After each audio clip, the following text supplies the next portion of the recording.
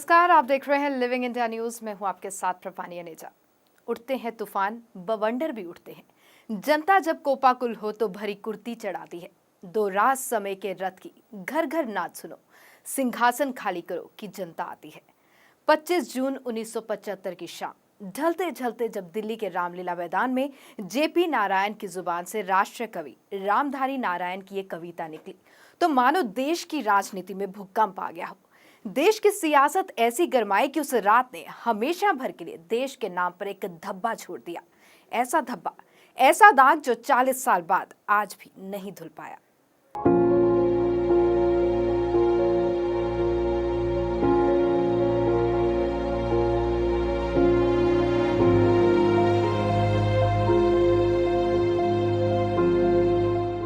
तो तत्कालीन प्रधानमंत्री इंदिरा गांधी द्वारा भारत में 1975 में लगाया गया आपातकाल भारत के लोकतांत्रिक इतिहास में सबसे बड़ी घटना है। आज की पीढ़ी आपातकाल के बारे में सुनती जरूर है, लेकिन उस दौर में क्या घटित हुआ, इसका देश और तब की राजनीति पर क्या असर हुआ, इसके बारे में बहुत कम ही पता है। भाजपा के वरिष्ठ नेता लालकृष्ण आडवाणी ने एक बार फिर से तानाशाही की वापसी की आशंका जताकर इस विषय पर तीखी बहस छेड़ दी है। भारतीय जनता पार्टी इमरजेंसी को याद करने और उसकी याद दिलाने में हमेशा आगे रही है, पर यह दिलचस्प है कि अपने ही वरिष्ठ नेता लालकृष्ण आडवाणी की इमरजेंसी की बाबत की गई टिप्पणी ने पार्टी के तमाम नेताओं को सकते में ला दिया है।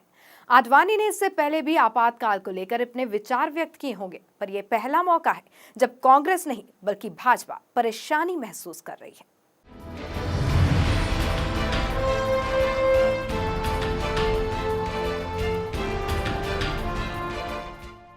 आडवाणी ने एक इंटरव्यू में साक्षात्कार में बताया है कि इमरजेंसी जैसे अनुभव से देश को फिर से गुजरना पड़ सकता है, क्योंकि इस आशंका को खारिज नहीं किया जा सकता कि भविष्य में नागरिक अधिकारों का निलंबन नहीं होगा। सब जानते हैं कि 1975 में देश में आपातकाल थोपने का फैसला तत्कालीन प्रधानमंत्री इंदिरा गांधी और कांग्रेस का था।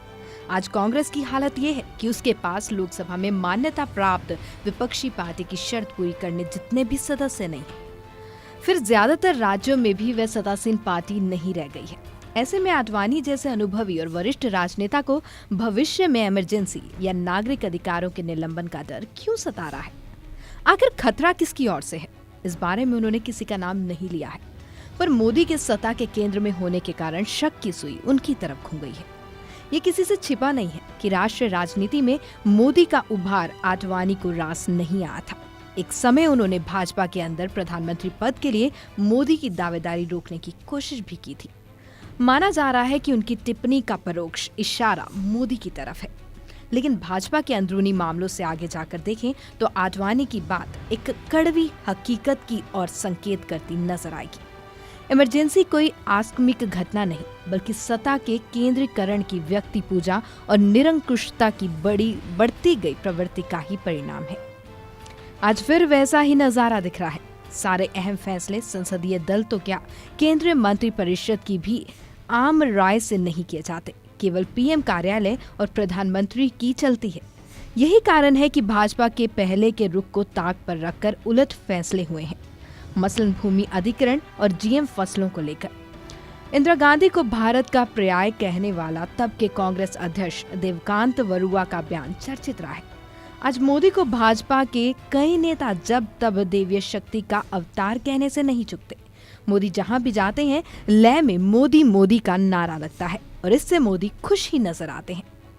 पिछले एक साल में लोकतांत्रिक मर्यादा और तमाम संस्थाओं की स्वायत्तता की जमकर बेकदरी हुई है। इमरजेंसी के दौरान संजय गांधी की भूमिका गैर संवैधानिक हस्तक्षेप की मिसाल थी। आज संघ की दखलंदाजी क्या गैर संवैधानिक नहीं है? ये सब कहने का मतलब है ये नहीं कि बाकी प्रतिष्ठा दूध की धूली है और उनमें गैर लोकतांत्रिक रुझान नहीं है। वंशवाद की बुराई से अधिकतर पार्टियां ग्रसित हैं। उनमें आंतरिक लोकतंत्र के लिए कोई जगह बची नहीं है। असहमति और शांतिपूर्ण विरोध पर दमन के उदाहरण भाजपा सरकारों को भी दिए जा सकते हैं, तो गैर भाजपा सरकारों को भी। लेकिन विपक्ष में बैठी कांग्रेस या क्षेत्रीय पार्टियां इस स्थिति में यानी इतनी ताकतवर नहीं है कि वे नागरिक अधिकारों के निलंबन का खतरा पैदा कर पाए। इसलिए ये नहीं कहा जा सकता कि आडवाणी की टिप्पणी का मोदी राज के तौर तरीकों से कोई संबंध नहीं होगा। ये अलग बात है कि भाजपा अपने मार्गदर्शक की ही बात से कन्नी काट ली। Bureau report, living India news. तो 26 जून 1975 भारतीय लोकतंत्र के इतिहास का वो काला दिन, जिस दिन अपनी कुर्सी बचाए रखने के लिए तत्कालीन प्रधानमंत्री इंदिरा गांधी ने राष्ट्रपति फखरुद्दीन अली अहमद को देश में आपातकाल लगाने के लिए मजबूर कर दिया। जिस कुर्सी की खातिर गांधी ने देश के नागरिक स्वतंत्रता पर ताला लगाया, वही कुर्सी उन्हें सत्ता से बेदखल करने की वजह भी बनी। 1971 का लोकसभा चुनाव भारी बहुमत से जीतने के बाद श्रीमती इंदिरा गांधी ने जिस निर्कुंजता के साथ शासन करना शुरू किया, ऐसे लेकर जनाक्रोश स्वाभाविक ही था। लोगों के गुस्से को धार मिल गई।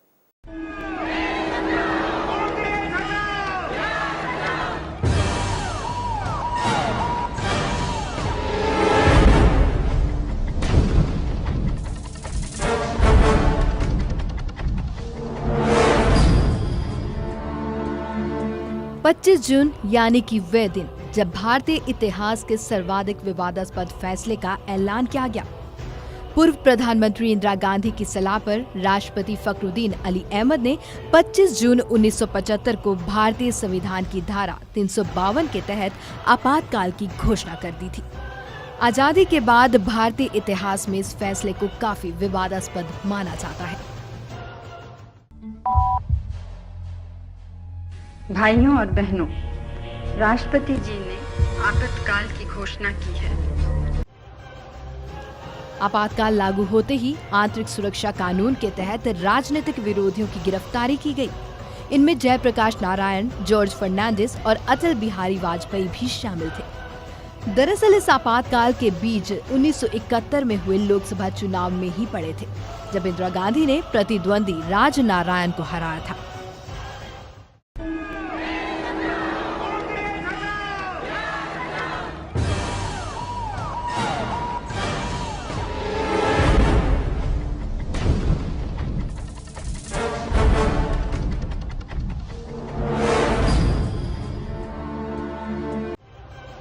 लेकिन चुनाव परिणाम आने के बाद राजनारायण ने हाईकोर्ट में चुनाव परिणाम को चुनौती दी थी।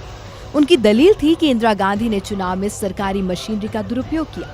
अदालत ने इन आरोपों को सही पाया। इसके बावजूद इंदिरा गांधी टस से मस नहीं हुई और अंततः देश में आंतरिक अशांति का हवाला देकर आपातकाल लागू करने की घोषणा कर दी गई। आज ही के दिन यानी कि भारत ने मुश्किल से हासिल की गई अपनी आजादी एक झटके में गंवा दी थी।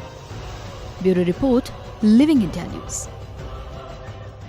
तो बीजेपी के मार्गदर्शक मंडल के सदस्य और पार्टी के वरिष्ठ नेता लालकृष्ण आडवाणी ने इमरजेंसी जताकर भारतीय राजनीति के सबसे बड़े काले अध्याय की याद ताज़ा कर दी है। ये वो दौर था जब संविधान भंग हुआ था और इंदिरा गांधी की मनमौजी चलती थी। आइए जानते हैं कि इमरजेंसी के वक्त हुआ क्या था। तत्कालीन पीएम इंदिरा गांधी की सरकार ने 25 जून 1975 को इमरजेंसी लगवाई, जिसके साथ ही संविधान भंग हो गया और लोगों के नागरिक अधिकार पर पाबंदी लगा दी। तत्कालीन राष्ट्रपति फखरुद्दीन अली अहमद ने तत्कालीन पीएम इंदिरा गांधी के कहने पर भारतीय संविधान की धारा 352 के अधीन आपातकाल की घोषणा कर दी। इसकी जड़ 1971 में हुए लोकसभा चुनाव थे, जिसमें उन्होंने अपने मुख्य प्रतिद्वंदी राज नारायण को पराजित किया था। लेकिन चुनाव परिणाम आने के 4 साल बाद राज नारायण ने इलाहाबाद हाईकोर्ट में चुनाव परिणाम को चुनौती दी। 12 जून 1975 को इलाहाबाद हाईकोर्ट के न्यायाधीश जगमोहन लाल सिन्हा ने इंदिरा गांधी का चुनाव निरस्त कर देने पर 6 साल तक के चुनाव न लड़ने का प्रतिबंध लगा दिया। राजनारायण सिंह की दलील थी कि इंदिरा गांधी ने चुनाव में सरकारी मशीनरी का दुरुपयोग किया, तय सीमा से अधिक पैसा खर्च किया। अदालत ने इन आरोपों को सही ठहराया था। इसके बाद श्रीमती गांधी ने इस्तीफा देने से साफ इनकार कर दिया। इसी दिन गुजरात में चिमनभाई पटेल के विरुद्ध विपक्षी जनता मोर्चा को भारी विजय मिली। इस दोहरी चोट से इंदिरा गांधी बौखला गई। इंदिरा गांधी ने अदालत के इस निर्णय को मानने से इनकार करते हुए सर्वोच्च न्यायालय में अपील करने की घोषणा की और 26 जून को आपातकाल लागू करने की घोषणा कर दी गई। उस समय आकाशवाणी ने रात के अपने एक समाचार बुलेटिन में ये प्रसारित कर दिया कि अनियंत्रित आंतरिक स्थितियों के कारण सरकार ने पूरे देश में आपातकाल की घोषणा कर दी। आकाशवाणी पर प्रसारित अपने संदेश में इंदिरा गांधी ने कहा था, जब से मैंने आम आदमी और देश की महिलाओं के फायदे के लिए कुछ प्रगतिशील कदम उठाए हैं, तभी से मेरे खिलाफ गहरी साजिश रची जा रही थी। विपक्ष के कई बड़े नेता जेल में थे। इमरजेंसी विरोधी आंदोलन के अगुवा थे जेपी यानी जयप्रकाश नारायण। इनके साथ ही अटल बिहारी वाजपेयी, लाल कृष्ण आडवाणी और दूसरे कई बड़े नेता भी जेल में बंद थे। 21 मार्च 1977 को इमरजेंसी हटाने का ऐलान किया गया। इमरजेंसी के खात्मे के बाद चुनाव हुए, जिसमें इंदिरा गांधी को बड़ी हार का सामना करना पड़ा। देसाई के नेतृत्व में जनता पार्टी की गठबंधन सरकार बनी। Bureau report, living India news. तो आपातकाल के दौरान संजय गांधी सत्ता का केंद्र बिंदु बने। उनके निर्देश पर जिस तरह की नौकरशाही ने उत्पीड़न किया, उसने सत्ता की दीवारें हिलाकर रख दी। जयप्रकाश नारायण, राज नारायण, मोरारजी देसाई, चरण सिंह, अटल बिहारी वाजपेयी, एल.के. आडवाणी, सत्येंद्र नारायण सिन्हा, जेबी कृपलानी को जहां गिरफ्तार कर जेल भेज दिया गया, वहीं राष्ट्रीय स्वयंसेवक संघ और जमात इस्लामी जैसे संगठनों पर भी प्रतिबंध लगा दिया गया। इंदिरा की उस सरकार के पास जनता के बीच उनकी करिश्माई अपील का समर्थन प्राप्त था। इसके एक और कारण सरकार द्वारा लिए गए कुछ फैसले भी थे। इसमें जुलाई 1959 में प्रमुख बैंकों का राष्ट्रीयकरण और सितंबर 1970 में प्रीवी पर से उन्मूलन शामिल है। ये फैसले अपने विरोधियों को सार्वभौमिक झटका देने के लिए अध्यादेश के माध्यम से अचानक किए गए थे। इसके बाद सिंडिकेट और अन्य विरोधियों के विपरीत इंदिरा को गरीब समर्थक, धर्म के मामलों में अर्थशास्त्र और धर्मनिरपेक्षता और समाजवाद के साथ पूरे देश के विकास के लिए खड़ी एक छवि के रूप में देखा गया।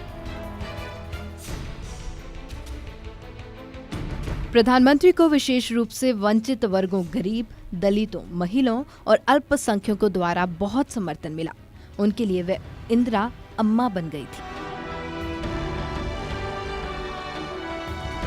1975 की तपती गर्मी के दौरान अचानक भारतीय राजनीति में भी बेचैनी दिखी।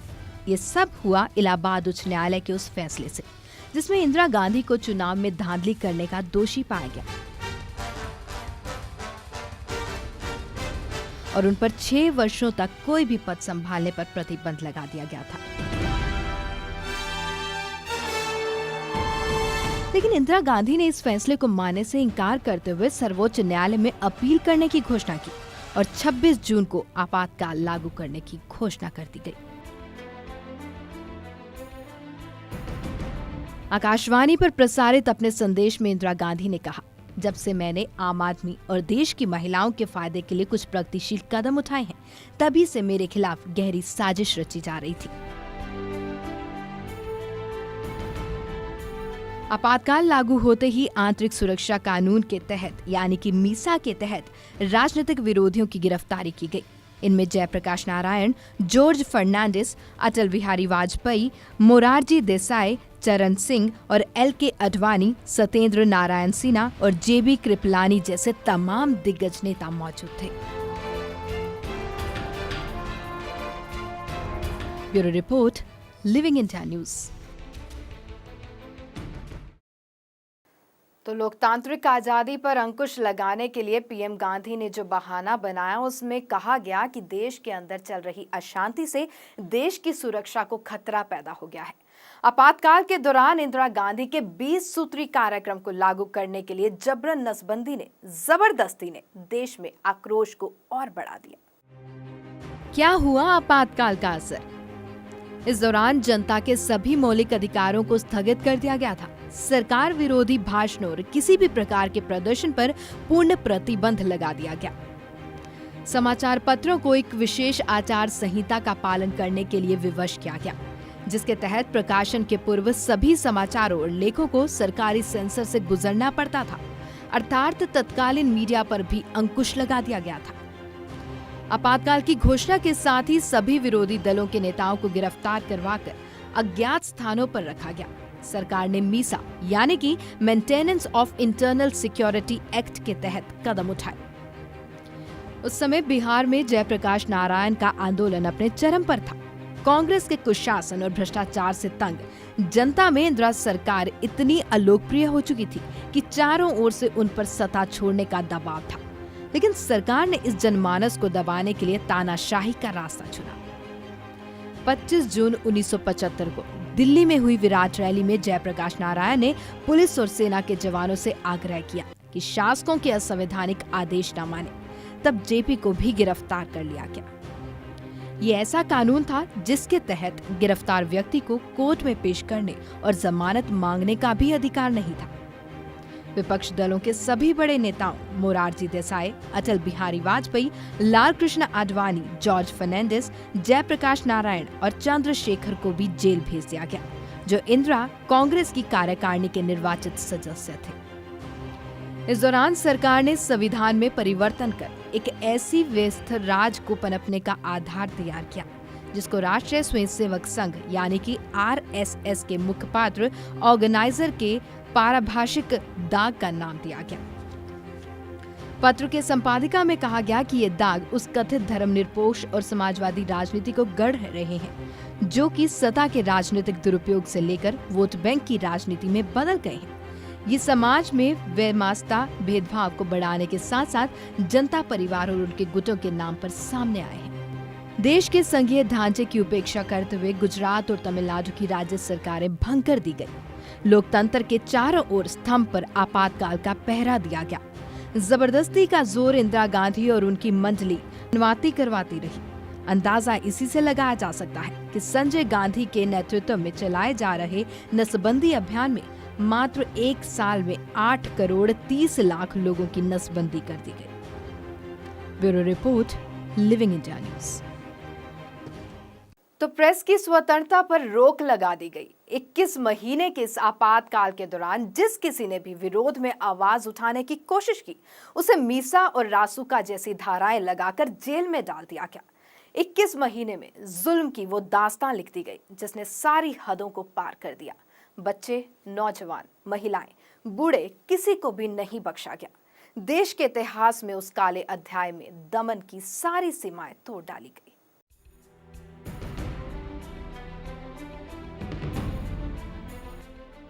आपातकाल के खिलाफ और लोकतंत्र बहाली की पहली बड़ी आवाज अमृतसर में सिख संगठनों ने उठाई।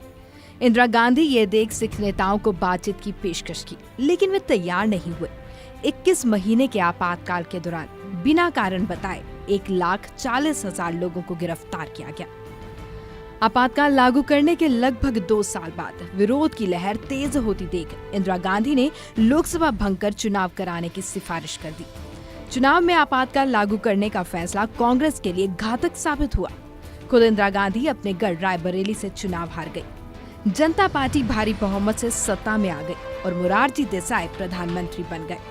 संसद में कांग्रेस के सदस्यों की संख्या 350 से घटकर 153 पर पहुंच गई और 30 सालों के बाद केंद्र में किसी गैर कांग्रेसी सरकार का गठन हुआ।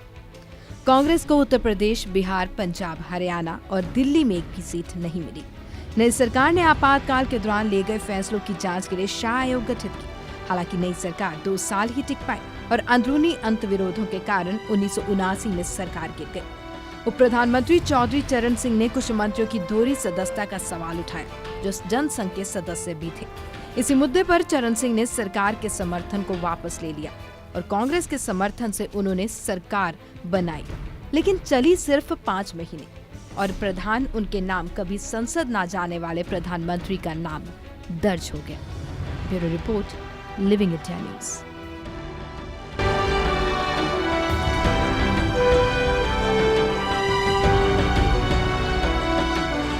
तो लगातार बढ़ते आक्रोश और दबाव के बीच श्रीमती गांधी ने 23 जनवरी को नए चुनाव कराने की घोषणा कर दी। आपातकाल की काल कोठरी से निकलते ही भारतीय राजनीति के सबसे बड़े राजनीतिक नेताओं को रिहा कर दिया गया। ध्रुवीकरण के साथ जनता पार्टी का गठन हुआ। जयप्रकाश के नेतृत्व में सभी दलों के नेता राजनीतिक विचारधारा और मतभेद भुलाकर एक मंच पर आए और फरवरी के लोकसभा चुनाव में भारी बहुमत से सत्ता हासिल की। देश के लोगों ने इंदिरा गांधी के आपातकाल के फैसले पर कड़ी प्रतिक्रिया दिखाई और लोकसभा के चुनाव में मां बेटे दोनों को चुनाव हार गए। कांग्रेस पार्टी मात्र 153 सीटों पर सिमट गई। 23 मार्च को 21 महीने पुराने आपातकाल को खत्म कर दिया गया और देश के लोगों ने खुली हवा में सांस ली। आपातकाल लागू करने के लगभग 2 साल बाद विरोध की लहर तेज होती देख इंदिरा गांधी ने लोकसभा भंग कर 1977 में चुनाव कराने की सिफारिश कर दी। चुनाव में आपातकाल लागू करने का फैसला कांग्रेस के लिए घातक साबित हुआ। खुद इंदिरा गांधी अपने गढ़ रायबरेली से चुनाव हार गई। जनता पार्टी भारी बहुमत से सत्ता में आई और मोरारजी देसाई प्रधानमंत्री बन गए। संसद में कांग्रेस के सदस्यों की संख्या 350 से घटकर 153 पर सिमट गई और 30 सालों के बाद केंद्र में किसी गैर कांग्रेसी सरकार का गठन हुआ। कांग्रेस को उत्तर प्रदेश, बिहार, पंजाब, हरियाणा और दिल्ली में एक भी सीट नहीं मिली। नई सरकार ने आपातकाल के दौरान लिए गए फैसलों की जांच के लिए शाह आयोग गठित किया। नई सरकार 2 साल ही टिक पाई और अंदरूनी अंतर्विरोधों के कारण 1979 में सरकार गिर गई। उप प्रधानमंत्री चौधरी चरण सिंह ने कुछ मंत्रियों की दोहरी सदस्यता का सवाल उठाया, जो जनसंघ के भी सदस्य थे। इसी मुद्दे पर चरण सिंह ने सरकार से समर्थन वापस ले लिया और कांग्रेस के समर्थन से सरकार बनाई, लेकिन उनकी सरकार मात्र 5 महीने ही चल पाई। उनके नाम पर कभी संसद नहीं जाने वाले प्रधानमंत्री का रिकॉर्ड दर्ज हो गया।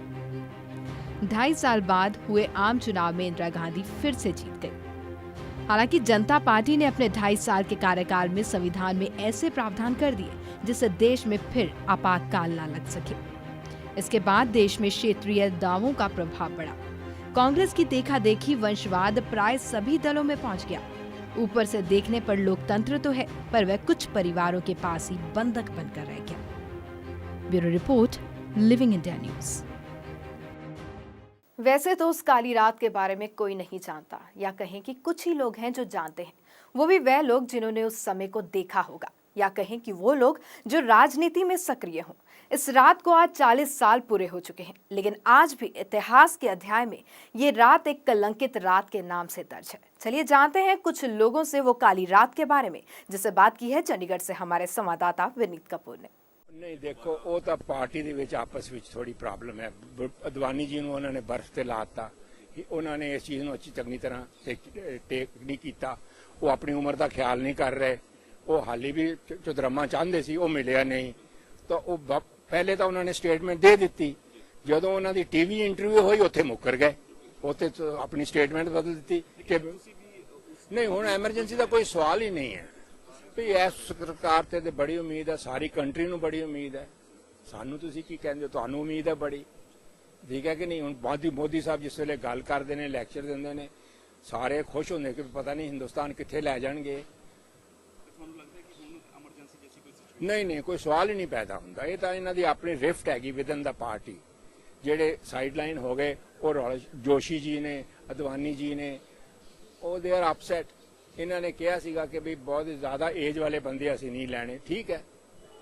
ਐਮਰਜੈਂਸੀ ਵਾਸ ਸਾਡਾ ਬਲੈਕ ਡੇਜ਼, ਠੀਕ ਹੈ। ਉਹ ਸਮਾਂ ਸੀ ਜਿਹੜਾ ਗਵਰਨਮੈਂਟ ਨੇ ਗਲਤੀ ਕੀਤੀ, ਹੁਣ ਪਛਤਾ ਰਹੇ ਨੇ।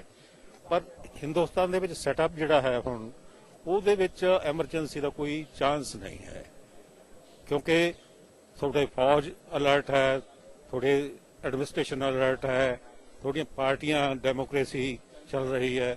ਉਹਦੇ ਵਿੱਚ ਐਮਰਜੈਂਸੀ ਦਾ ਕੋਈ ਸਵਾਲ ਹੀ ਨਹੀਂ ਪੈਦਾ ਹੁੰਦਾ। ਸਰਕਾਰ ਹੁੰਦੀ ਮਚ ਬੈਟਰ ਹੈ, ਜਿੰਨੇ ਉਹ ਪ੍ਰੋਮਿਸਿਸ ਕਰ ਰਹੇ ਨੇ, ਐਫਰਟ ਕਰ ਰਹੇ ਨੇ।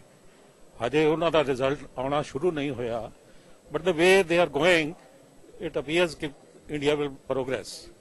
ਔਰ ਸਾਡੀ ਉਹ ਵਨ ਰੈਂਕ ਵਨ ਪੈਨਸ਼ਨ ਕਰਨ ਤਾਂ ਫੌਜੀ ਪੂਰੇ ਉਹਨਾਂ ਦੇ ਨਾਲ ਨੇ। तो 25 जून 1975 रायसीना हिल्स, तत्कालीन प्रधानमंत्री इंदिरा गांधी का काफिला यहां से गुजरा। लेकिन तब तक किसी को पता नहीं था कि इसके बाद भारत के राजनीतिक इतिहास पर एक कलंक लगने वाला है, एक ऐसा धब्बा जो कभी नहीं मिटाए जा सकने वाली याद के रूप में दर्ज हो जाएगा। उसका नाम कुछ और नहीं, इमरजेंसी था।